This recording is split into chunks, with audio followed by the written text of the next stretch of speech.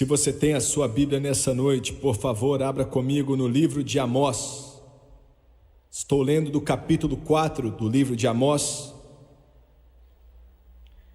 Esses profetas, chamados de profetas menores, não porque eram insignificantes ou menos importantes, mas porque a profecia deles não era tão longa quanto as profecias de Isaías, Ezequiel, Jeremias.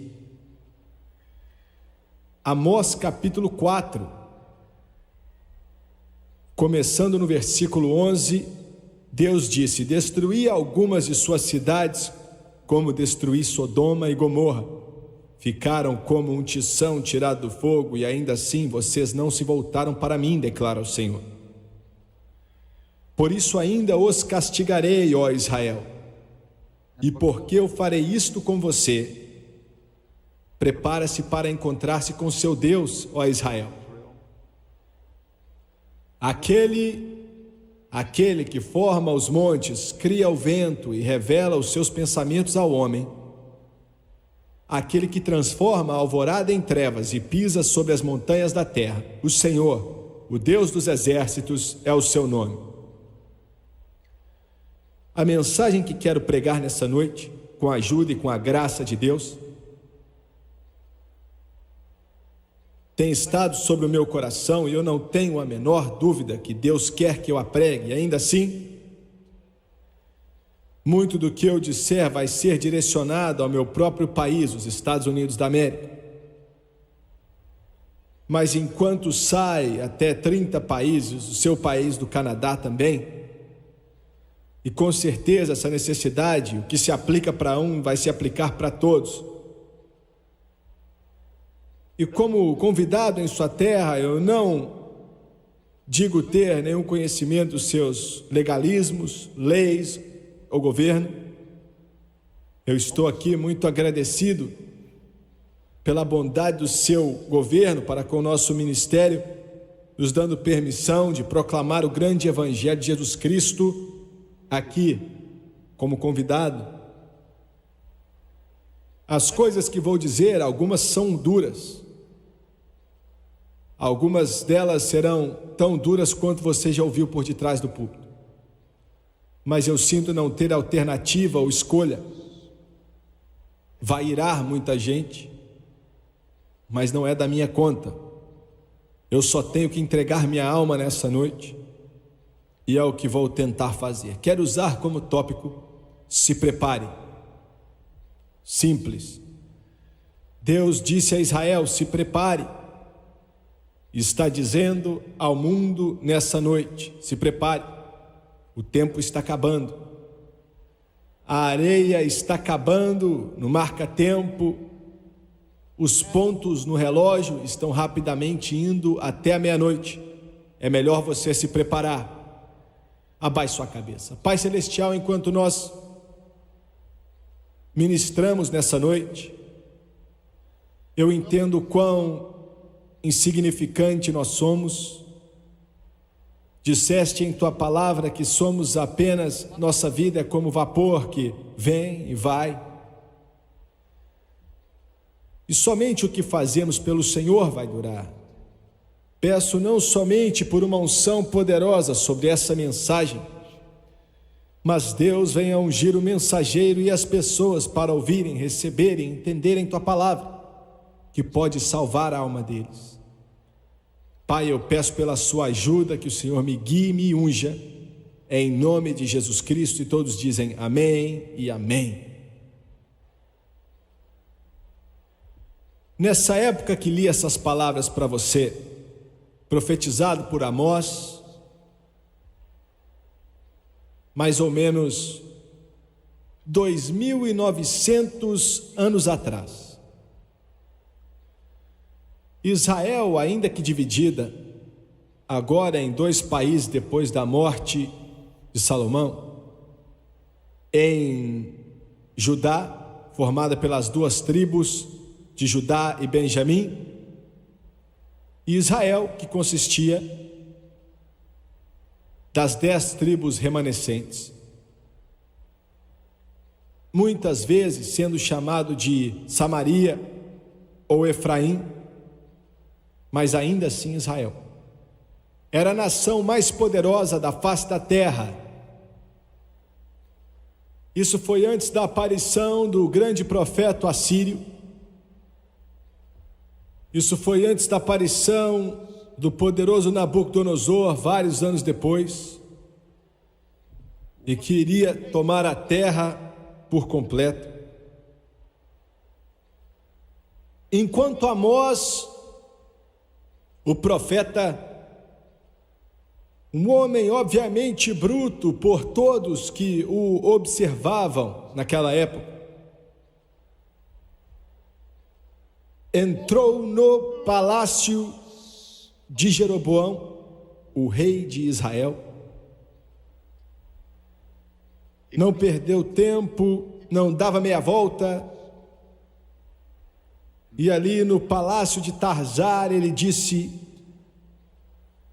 vocês pecaram, entristeceram a Deus, e o Todo-Poderoso Deus vai enviar um fogo. E concluiu aquela mensagem que fazia arrepiar o cabelo daquele rei, dizendo: prepare-se para encontrar-se com o seu Deus, ó Israel.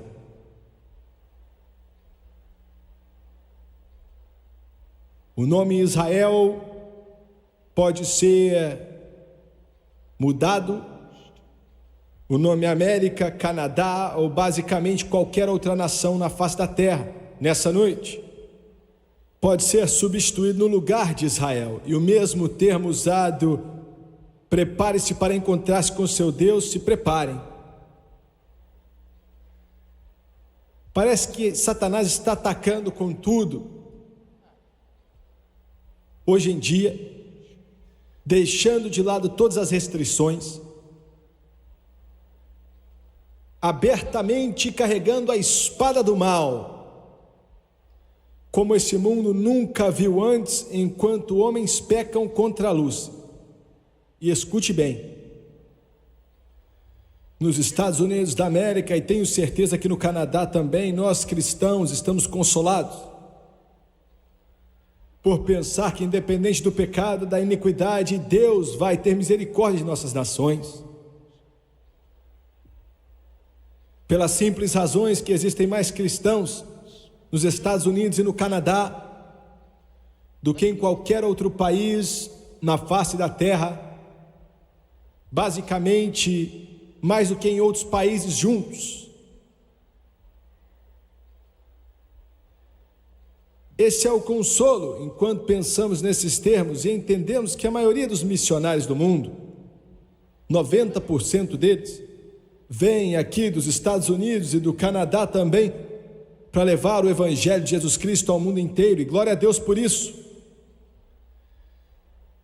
Mas você deve se lembrar que Israel foi o único país na face da terra, naquela época,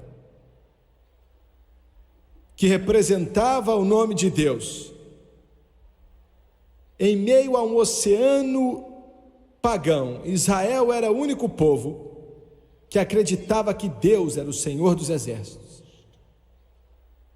Em meio à adoração de ídolos, e em meio a paganismo, em meio à adoração a Baal, Israel se levantava como uma ilha, e ainda assim, Deus disse que você deve responder pelos seus pecados. Agora me escute com atenção. Não importa se os Estados Unidos da América é onde se tem mais igrejas e bíblias, não importa se o Canadá é conhecido como uma das maiores nações cristãs da face da terra, ainda assim o pecado, a iniquidade que parece vir daqui dos dois países, como se fosse um esgoto a céu aberto, que é indescritível e não se pode imaginar, e parece piorar dia a dia. Lembre-se do seguinte: ainda que eu soe como alguém, um estraga-prazer, que soe como alguém negativo e por aí vai, todo pecado vem com preço. Ouviu bem? Só porque Jesus morreu no Calvário não quer dizer que o homem pode pecar sem impunidade todo pecado tem um preço e você tem que pagar por ele. O que o Calvário fez foi providenciar uma forma que o pagamento fosse feito, se o homem quisesse aproveitar disso. Mas muitos zombam desse nome.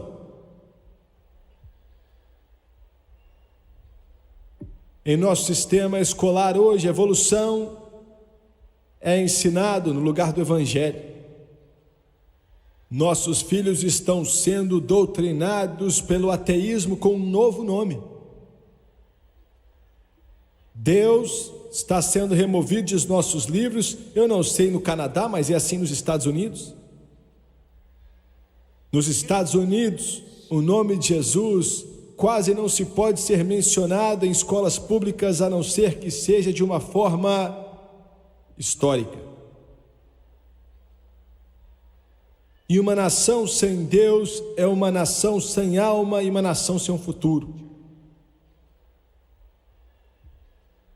E professores, me escutem nessa noite, você que está na sala de aula, sendo escola primária, escola secundária, colegial, faculdade ou universidade, ensinando essa mentira infernal da evolução, você vai estar diante de Deus por distorcer as mentes e os corações de moços e moças um dia.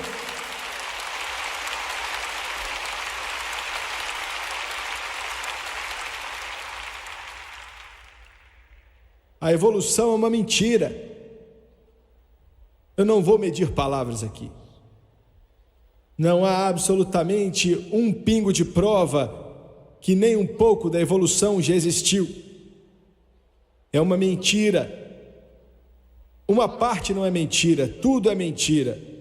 Eles pegam suas pseudo-descobertas evolucionárias, enquanto arqueologistas vão escavando algumas coisas, imprimem alguns livros, anunciam para o mundo, para nossos filhos, mas é uma mentira. Por exemplo, o homem Heidelberg. Alguns de vocês ouviram falar dele. O construíram vindo de uma mandíbula. Então, na calada, eles anularam os ensinos sobre o homem de Heidelberg, porque aquela mandíbula era humana. Alguns já ouviram falar do homem de Nebraska. Ele foi construído de um dente, que depois disseram que era o dente de um porco. Esse é o conhecimento brilhante da evolução científica. Muitos de vocês já ouviram falar do homem de Piltdown. A mandíbula que eles falavam que era dele, descobriram que era a mandíbula de um macaco. Caiu bem.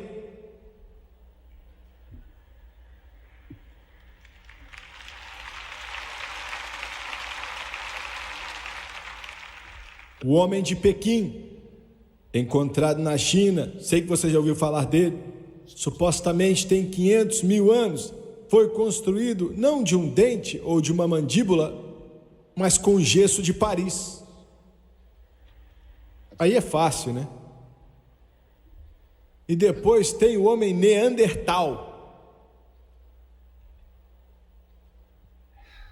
Esse famoso esqueleto do Neandertal, encontrado na França há 50 anos atrás, descobriram que era um homem velho que morreu de artrite. Essa é a grande evolução, mas espera aí. O homem da Nova Guiné, a data dele vai lá atrás, 1970.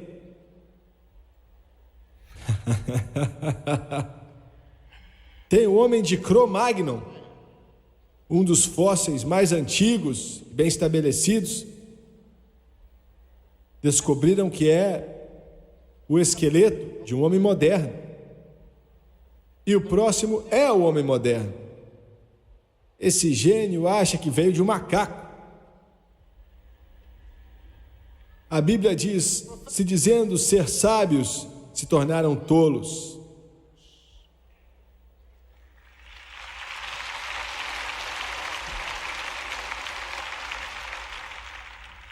Nos Estados Unidos, o alcoolismo está descontrolado.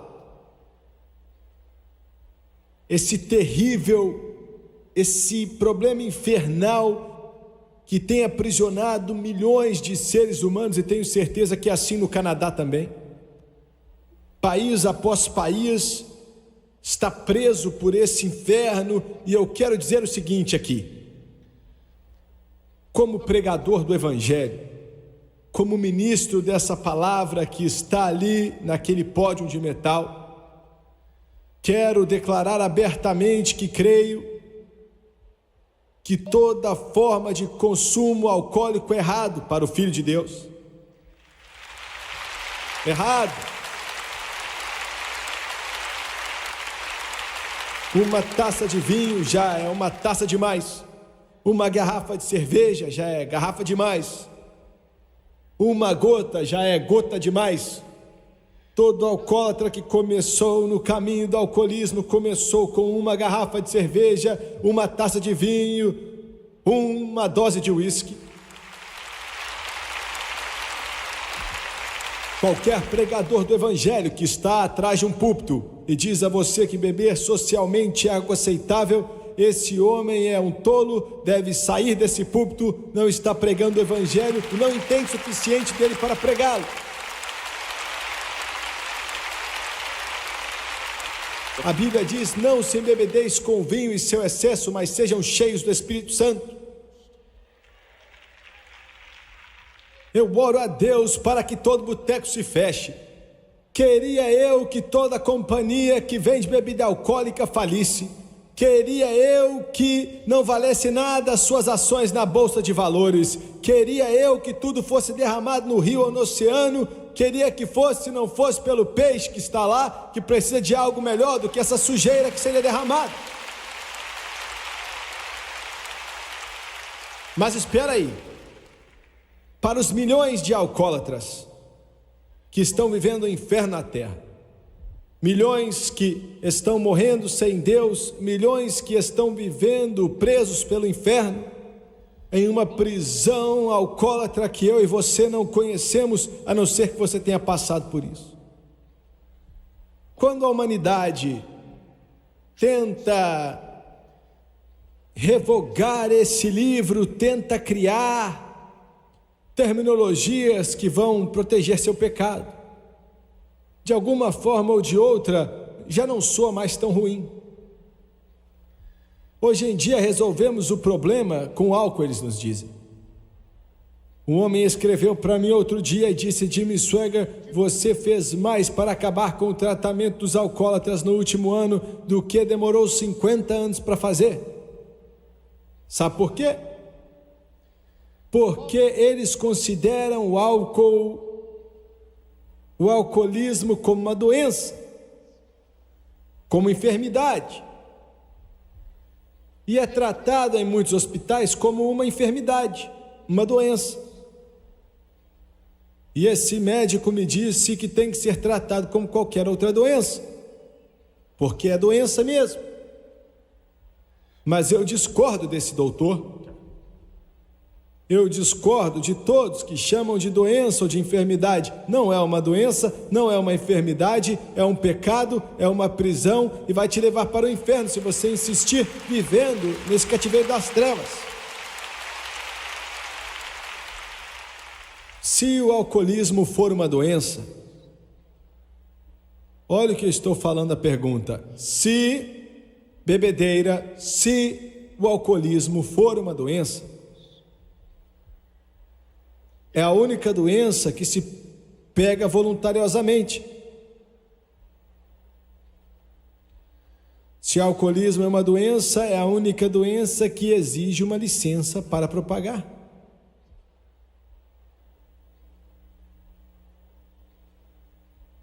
Quero comprar uma licença para vender doença.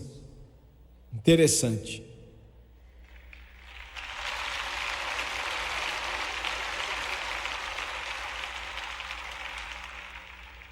Se é uma doença, é a única doença que é vendida em garrafa.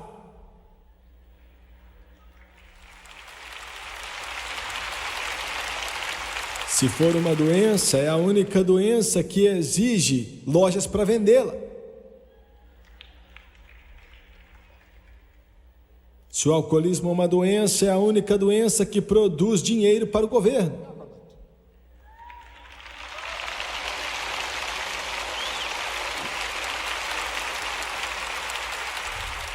Se o alcoolismo é uma doença, é a única doença que provoca o crime.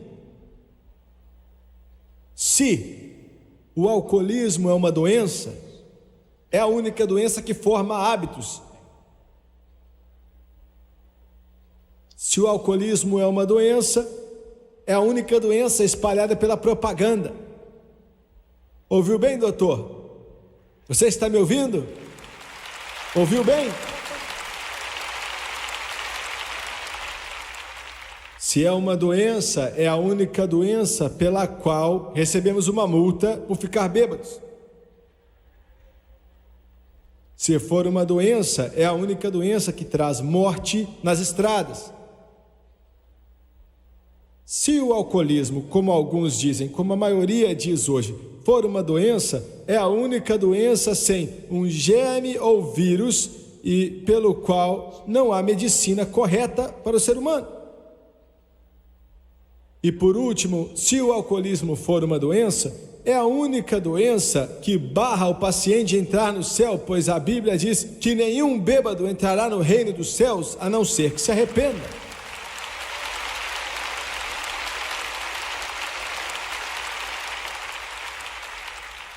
Nossa terra está cheia da bebedeira. E tratamos isso mudando o nome dela.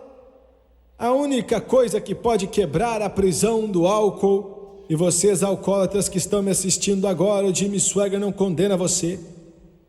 Eu não digo uma só palavra que venha trazer um peso maior à sua prisão. Todos vocês, suas mãos tremem, seus olhos lacrimejam, e você precisa tanto beber que você mal consegue aguentar. Eu não posso simpatizar com você, pois nunca passei por isso, mas não te critico.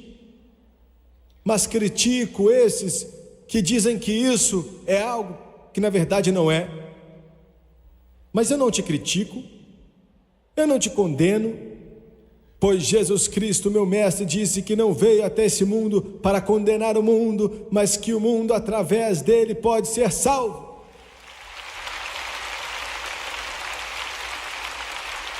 Eu não te critico, eu não te condeno, mas estou aqui para te dizer, em meio a todo esse clamor religioso e essa atividade social e esses canais educacionais e todas essas coisas de pessoas que vêm, que pensam que sabem, mas não sabem, e se você puder olhar através de todo esse confete que é lançado no ar pelas pessoas que desconhecem a palavra, estou aqui para te dizer que existe um Jesus que pode quebrar toda a cadeia, toda a corrente, toda a prisão, e pode te libertar e tornar você em alguém sóbrio e quebrar essa vontade em sua vida e te ajudar a se levantar como homem. Ele consegue fazer isso pelo seu poder, pois o seu sangue limpa de todo pecado. Aleluia, Deus.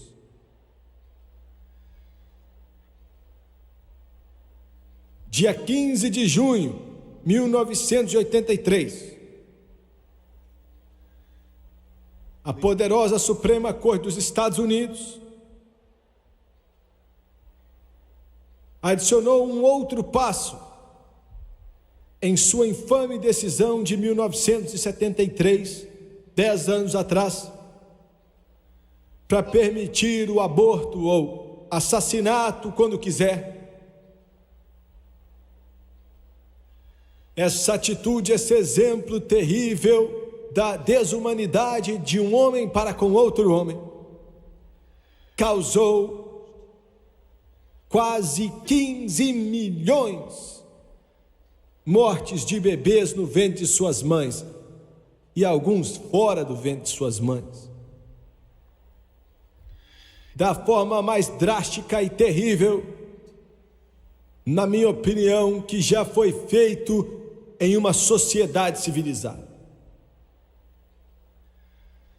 Mas dia 15 de junho de 83 levaram essa agonia horrível, essa tortura, um passo adiante. Deram suas declarações e constituíram uma outra lei. E disseram as seguintes coisas: uma mulher já não tem que esperar 24 horas pelo chamado período de reflexão para fazer um aborto. Ela pode abortar instantaneamente, de acordo com as novas leis nos Estados Unidos da América. O doutor já não tem mais que lançar no lixo o feto, de uma forma humana. Em outras palavras, nos Estados Unidos da América, ele não tem que considerar o feto como ser humano.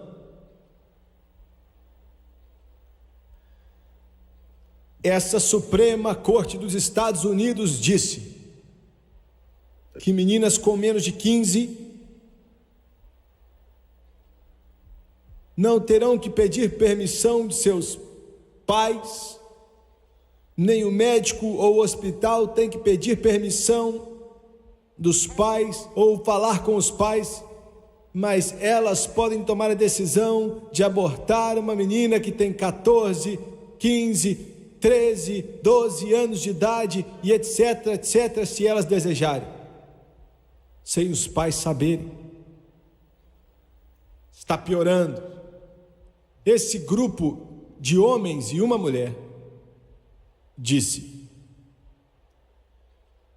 que o aborto agora pode ser feito legalmente na América até o fim do período de 9 meses de gravidez.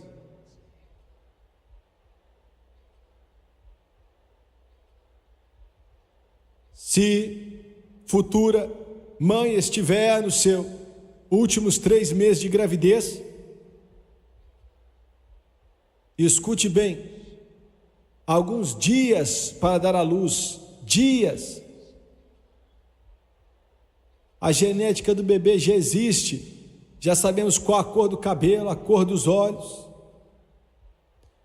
Está totalmente formado depois de alguns meses, algumas semanas. E se ela estiver nos últimos 3 meses de sua gravidez, um segundo médico deve estar ao lado para matar o bebê se sobreviver ao aborto. 700 milhões de dólares foram gastos no aborto. Uma das razões para o aborto é o amor ao dinheiro. Um desses juízes da Corte Suprema declarou: Senhor Harry Blackmun, as crianças dos pobres são a causa do problema econômico dos Estados Unidos. Senhor Blackmun, se você está ouvindo, eu quero que você ouça e entenda isso. Eu nasci em um lar muito, muito pobre. Minha mãe só estudou até a 6ª série e o meu pai até a 9ª série. No mês em que nasci, minha mãe estava colhendo algodão na lavoura, ao lado do meu pai, debaixo de um sol queimando a pele. Eles eram o que você chamaria de caipiras de Louisiana. Talvez você não se importa se eu estivesse vivo ou se estivesse morto. De acordo com você, era melhor para você eu estar morto. Mas ainda bem que a minha mãe não me abortou.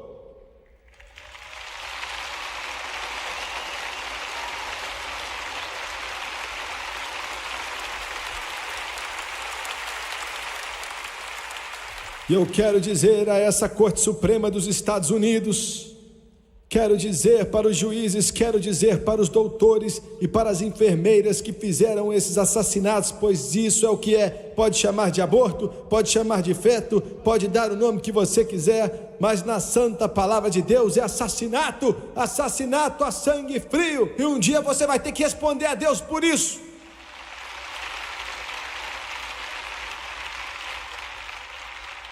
E eu quero ir além, viu, Senhor Corte Suprema, me escute bem. Quero que os senadores e os governadores que desdenham essas pessoas que acreditam no conceito judeu-cristão da moralidade, lembrem-se que o conceito judeu-cristão da moralidade é o que fez dos Estados Unidos da América e do Canadá país grandioso. Essa Bíblia que tenho em minha mão, Senhor,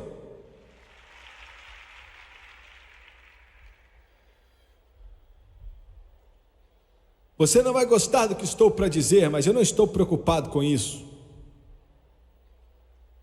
Esses carniceiros que viveram com Adolf Hitler na Alemanha nazista e assassinaram em seus fornos de Treblinka, em Auschwitz também,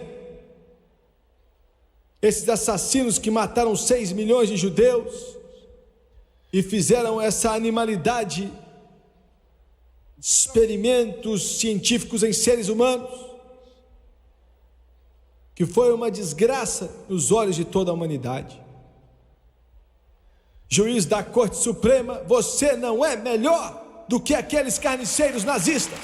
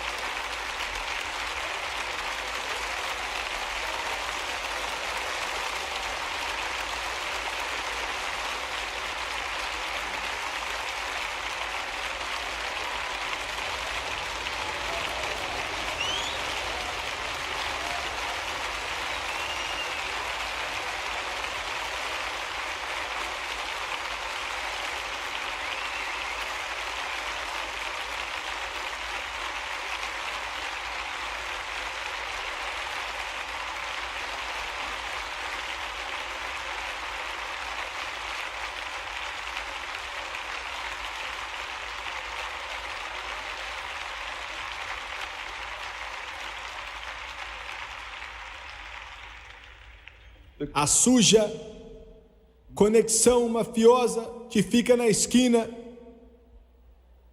vendendo sua droga para crianças de 4ª série são melhores do que você, porque sabemos o que ele é. Mas você faz isso disfarçado na lei e no respeito.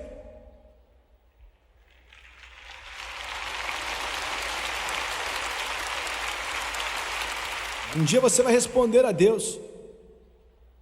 E tem outra coisa também, a razão pela qual os repórteres querem me calar, me chamaram de charlatão, de desonesto e tudo mais, porque Satanás não aguenta a pregação do evangelho assim. Mas não vão me calar.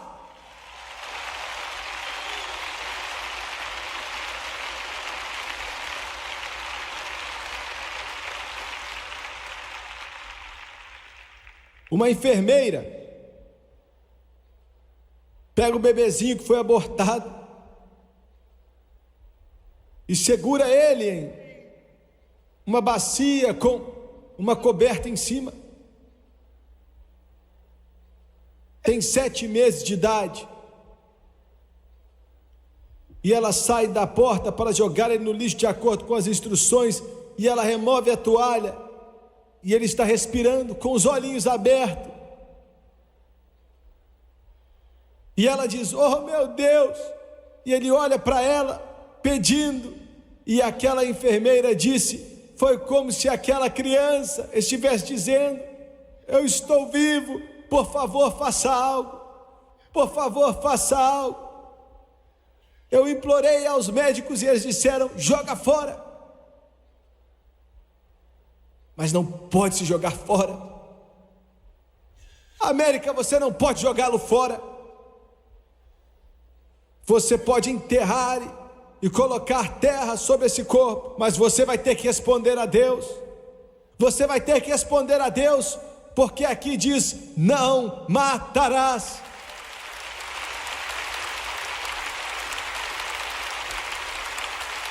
É melhor você se preparar, se prepare para o julgamento, se prepare, porque Deus está vendo.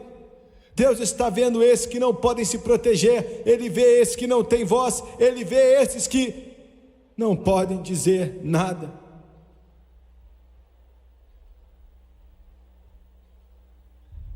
Algumas enfermeiras em hospitais, e glória a Deus por eles, estão se negando a participar. É melhor você se preparar. Em segundo lugar, não somente o mundo tem que se preparar para o julgamento, o mundo tem que se preparar para o arrebatamento. Está para acontecer. Jesus está voltando. Está para acontecer.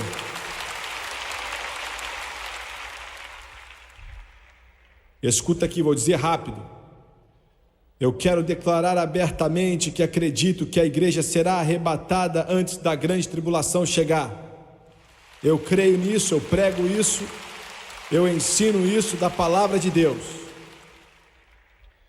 Paulo disse: pois o Senhor descerá do céu com alarido, com a voz de arcanjo e com a trombeta de Deus.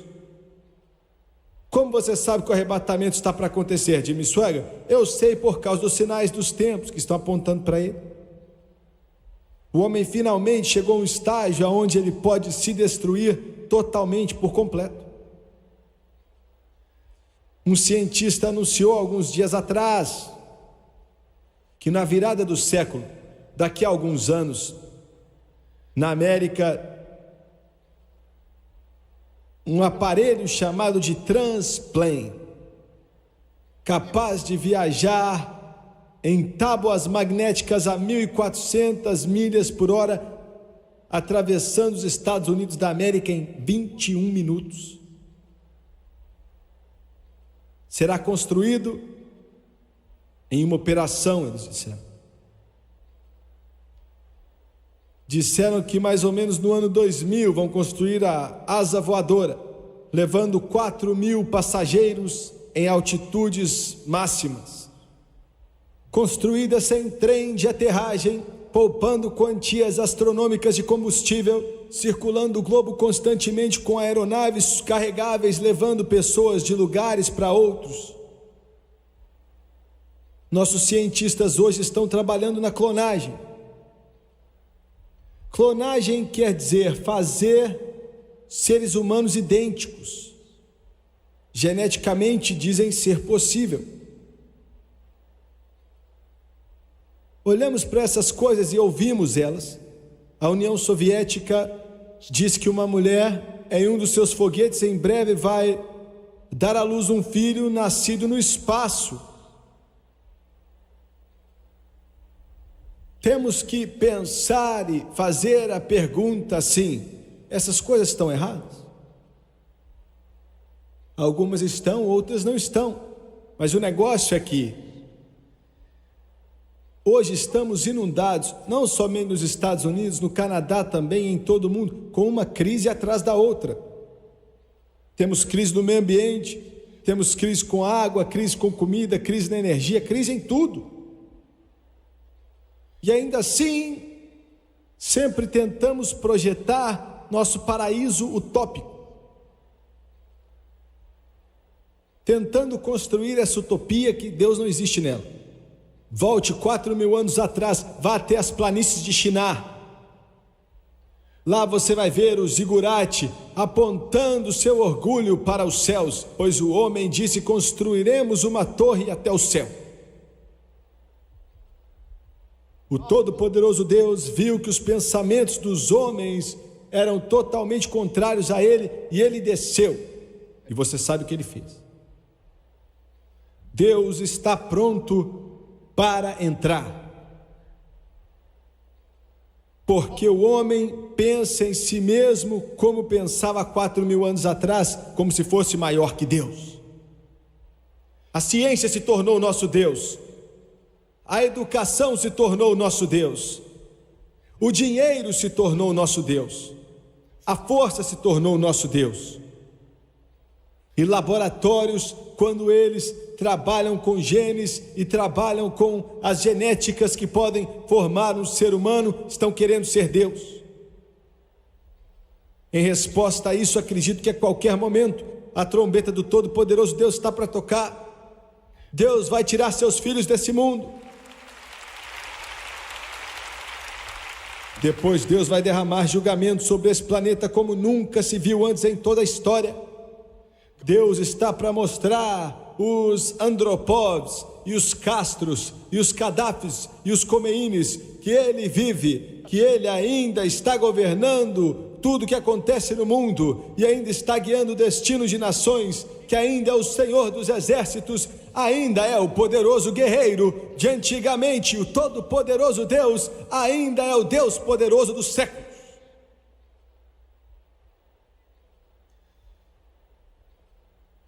A humanidade levanta o punho na face de Deus.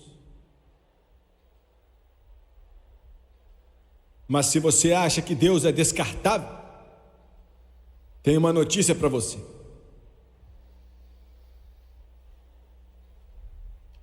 Esse livro ali, que banimos de nossas escolas nos Estados Unidos, o presidente Reagan declarou que 1983 é o ano da Bíblia, e a grande e poderosa ACLU processou a ele. Bando de tolos.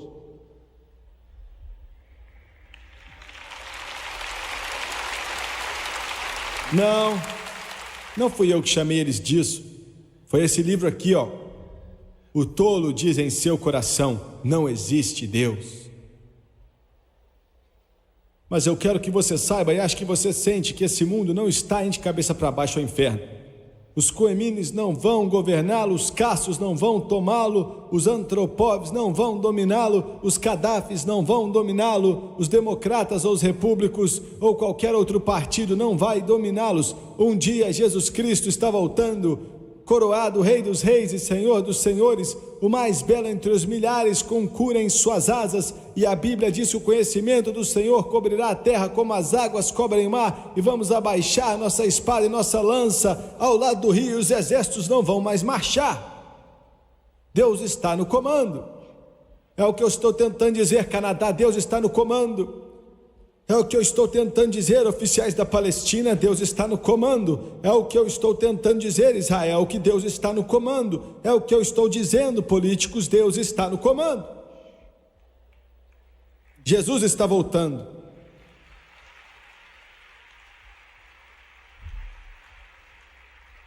Se prepare para o julgamento, se prepare para o arrebatamento. Todos vocês me ouvindo que não conhecem a Jesus, se preparem para encontrar a Deus. Você pode viver como se não houvesse amanhã, ou julgamento, ou Deus, mas o amanhã existe, o julgamento existe, Deus existe. Um dia você vai estar de pé diante dele, um dia você vai ter que responder a ele. É bom você se preparar. Você fica preocupado com faculdade para os seus filhos, inflação, trabalho, essas coisas são importantes, mas é bom você saber se sua alma está preparada para encontrar a Deus. Por quê? Porque existe um céu e existe um inferno. A maioria dos pregadores podem subir em cima de um púlpito e podem ignorar a maioria dessa Bíblia e te dizer que o céu é algo da imaginação de algum evangelista e que o inferno é apenas uma palavra. Mas esse pregador está aqui para te dizer que existe um céu e um inferno. Não importa o que o homem diz, a igreja diz, pregadores dizem, essa Bíblia diz que existe um inferno e existe um céu. Se prepare, porque você vai para um ou para outro. Eu deixo isso bem claro aqui, você vai para um ou para outro, você vai para o céu ou você vai para o inferno. Católicos, eu te amo, mas purgatório não existe.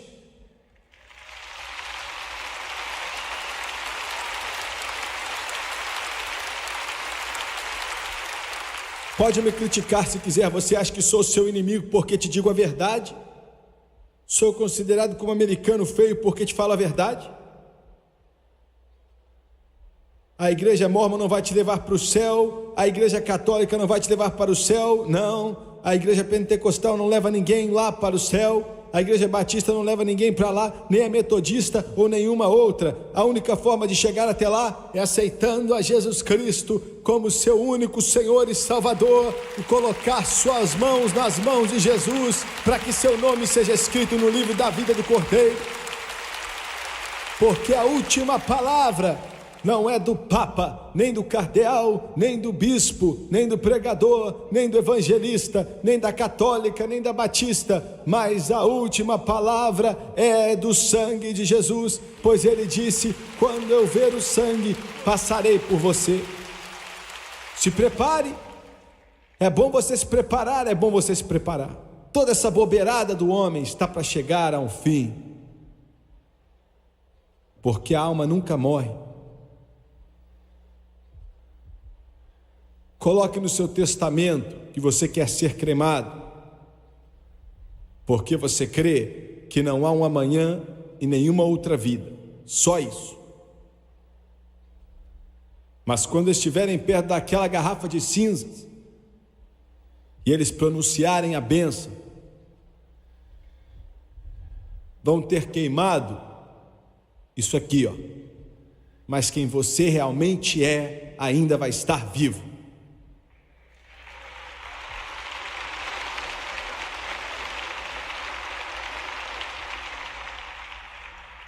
Lá em Alabama, anos atrás, um de meus bons amigos, pregando o Evangelho de Jesus Cristo, me disse que foi chamado para a casa, se é que podemos dizer isso, de um homem morrendo. Pessoas que não conheciam a Deus, nunca conheceram a Jesus Cristo. Ele entrou ali e falaram para ele, ele estava em outro cômodo, era uma casinha de 3 cômodos, um atrás do outro. O cômodo da frente, o cômodo do meio e o cômodo de trás. Passou pelos 2 primeiros cômodos, a porta estava encostada, ele entrou e viu o homem deitado no leito de morte. E ele pensou que o homem estava dizendo: ajude, me ajude, me ajude. Mas quando ele chegou mais perto, o homem estava dizendo: estou indo para o inferno, estou indo para o inferno, estou indo para o inferno, estou indo para o inferno.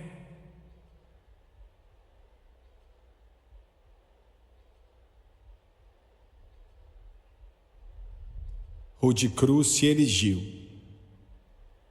dela o dia fugiu,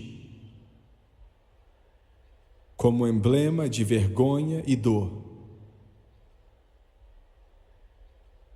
Mas contemplo esta cruz, porque nela Jesus deu a vida por mim, pecador. Mãe, pai, filho e filha nessa era tumultuada, com os braços do relógio apontando para meia-noite. É bom você se preparar. É bom você se preparar. Abaixe sua cabeça, por favor.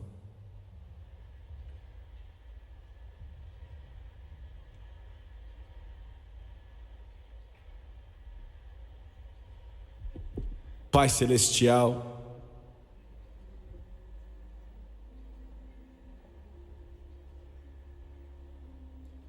tenho tentado pregar sua palavra, tenho tentado proclamar o teu nome, não economizei. Deus, coloque seu poder de convicção sobre o que declaramos.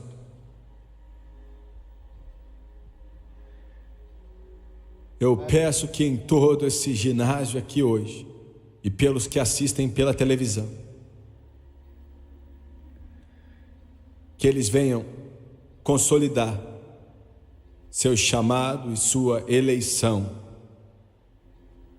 pois o tempo está acabando.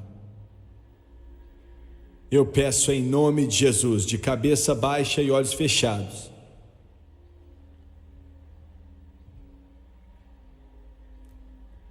te entreguei o que acredito que Deus me deu.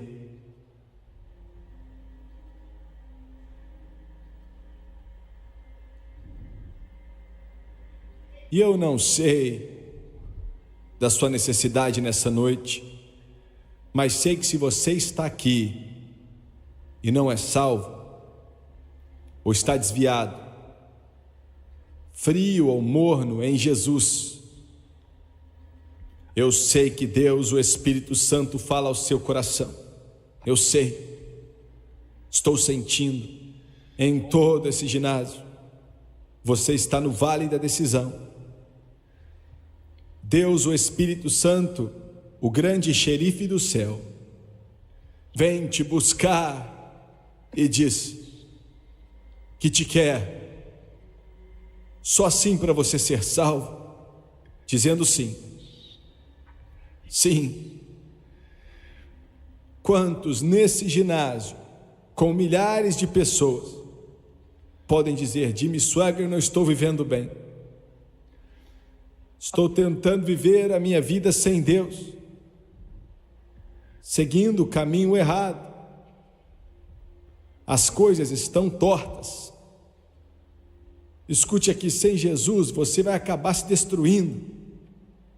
Não vai dar certo. Você vai acabar se destruindo. Sem Jesus, minha jovem, você pode até se divertir com rapazes, mas vai acabar rápido. Meu jovem, você pode até jogar o dado, mas em breve sua sorte acabará. Só existe uma esperança. Se segure a corda vermelha da redenção que Raabe encontrou. Quantos aqui nessa noite, quantos aqui nesse auditório podem dizer: Jimmy Swaggart, preciso de Deus, ore por mim, não estou bem. Levante sua mão, eu não vou te envergonhar, te prometo. Levante a mão rapidamente. Ali está uma mão, ali está outra mão, outra mão, outra mão, e outra mão, e outra mão. Na parte de cima, outra mão. Continue levantando, lá em cima. Estou vendo, Senhor, Deus te abençoe. Mais uma mão ali, outra ali. Continue levantando sua mão. Obrigado, obrigado. Nas arquibancadas, quantos podem levantar as mãos? Enquanto estou passando por aqui, quantos são que Deus está falando ao seu coração? Mais uma ali, continue levantando a mão. Lá em cima, outra mão, continue levantando a mão. Não vamos te envergonhar, eu te prometo isso. Continue levantando as mãos até lá em cima. Quantos? Continue levantando. Deus está falando com você, eu estou vendo. Jovens e velhos também. É melhor você se preparar, estou vendo. Levante sua mão, se prepare.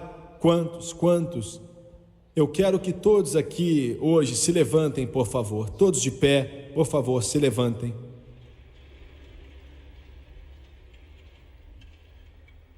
Enquanto Tomás vai cantar com as meninas, eu quero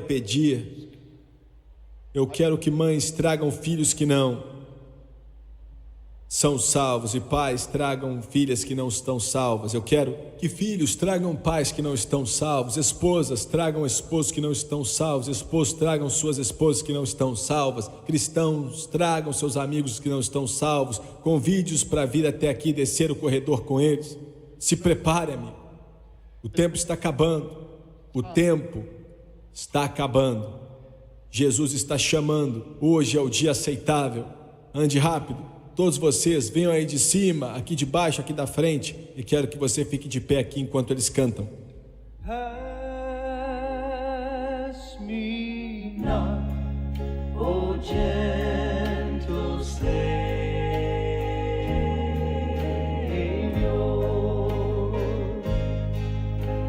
Hear my humble Come on.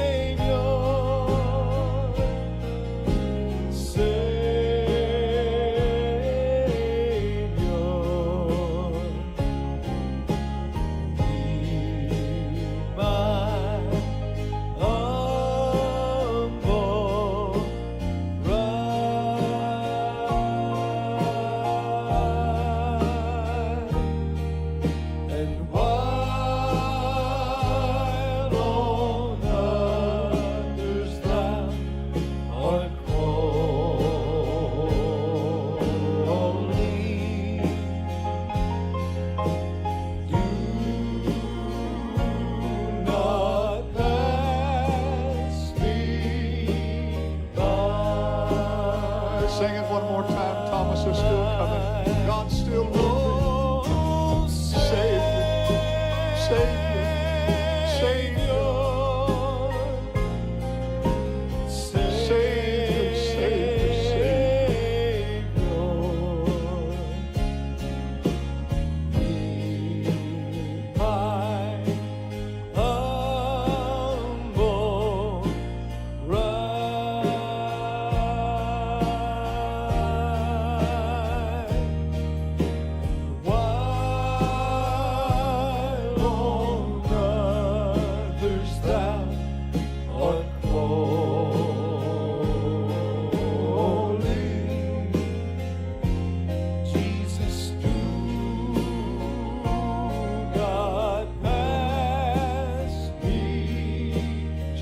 one chorus more.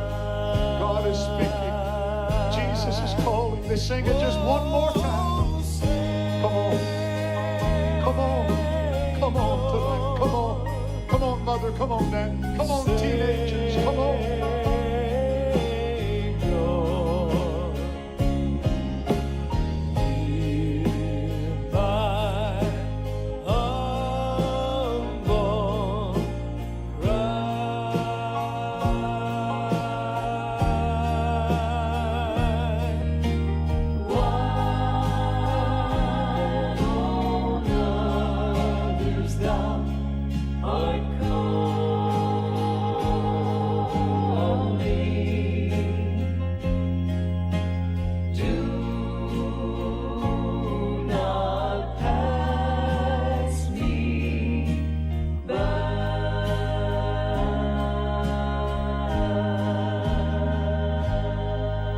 Eu quero que você olhe para mim, por favor. Vocês pela televisão, olhem para mim também, por favor. A primeira coisa que eu quero que você saiba é que não importa quem você é, e me escute com muita atenção, não importa quem você é, Deus ama você. Eu quero que você entenda que você é especial para Ele. Pouco a pouco, os governos do mundo vão desumanizando pessoas a um ponto que somos um pouco mais do que nomes em um computador, estatísticas, números. Mas para Deus você é uma alma eterna. Quando Jesus se pendurou na cruz, se pendurou ali por mim e por você, Ele conhece você aonde você está, vocês pela televisão, nesse quarto de hotel, nessa sua sala, no seu quarto, aonde quer que seja, nos negócios. Ele está falando com você, Ele te ama e Ele quer você para Ele por toda a eternidade. E sua vida pode mudar nessa noite, pode seguir dois caminhos, você escolhe. Pode ser uma vida de drogas, álcool, decepções, frustrações, possivelmente um suicídio, eventualmente um suicídio espiritual, morrer sem Deus e ir para o inferno para sempre. Mas eu não acredito que vai ser assim. Acredito que nessa noite você deu esse passo em direção ao Calvário, em direção ao Rei dos Reis e Senhor dos Senhores, e as coisas vão mudar para você, se você crer. Assim como Jesus esteve há 2000 anos atrás nas margens da Galileia e disse para aqueles que seriam seus discípulos: sigam-me. Meu jovem, Jesus Cristo está dizendo a mesma coisa para você que disse para Simão Pedro: siga-me. E isso vale para você, vale para você e vale para você. Vale para você pela televisão. Ele está chamando você, está te dizendo: sou sua única esperança. Ele é Deus. E eu vou fazer a oração do arrependimento, não importa qual seja a sua idade. Eu quero que você ore comigo, quero que você creia. Subir até aqui não salva ninguém, ouvir o Jimmy Swaggart não salva ninguém, ir para a igreja deles não salva ninguém, repetir essa oração não salva ninguém. Mas enquanto você diz, se você crer nele e ter fé nele, vai te salvar. Agora abaixe sua cabeça e feche os olhos, por favor. Vamos orar. Querido Deus do céu, eu venho a Ti em nome de Jesus. Estou cansado do caminho que tenho seguido. Busco o caminho estreito e apertado, sabendo que sozinho não posso andar nele. Preciso da sua ajuda. E o Senhor me prometeu essa ajuda. Estou cansado do pecado, pedindo que o Senhor me lave com o teu sangue precioso de toda injustiça, de acordo com tua santa palavra. Romanos capítulo 10. Agora, com a minha boca, eu confesso Jesus Cristo. Em meu coração, eu creio que Deus ressuscitou a Jesus dentre os mortos e agora Ele vive. Eu aceito esse Jesus como meu amigo, meu benfeitor, meu redentor e meu salvador. E de agora em diante, para todo sempre, enquanto sigo a Ele, sou lavado, estou limpo, estou transformado, eu estou salvo. Aleluia! Louvado seja Deus!